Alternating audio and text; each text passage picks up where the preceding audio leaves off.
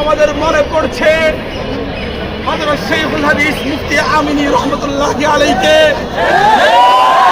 এই জালিমের কারাগারে গৃহবন্দী হয়ে শাহাদাতের অভিজ্ঞতা প্রাপ্ত করেছে। আজকের এই মুহূর্তে মনে পড়ছে শেখুল ইসলাম আল্লামা শাহ আহমদ শফী রহমাতুল্লাহি আলাইহিকে বিভিন্ন এজেন্সির মাধ্যমে ষড়যন্ত্র এবং চক্রান্ত করে হত্যার দিকে ঠেলে দেওয়া হয়েছিল।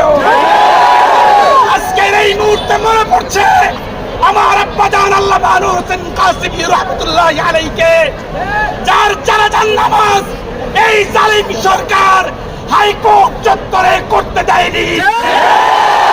আজকের এই মুহূর্তে মনে পড়ছে শেখুল হাদিস আল্লামা জুনায়েদ বাবুনগরী রহমাতুল্লাহি আলাইহিকে।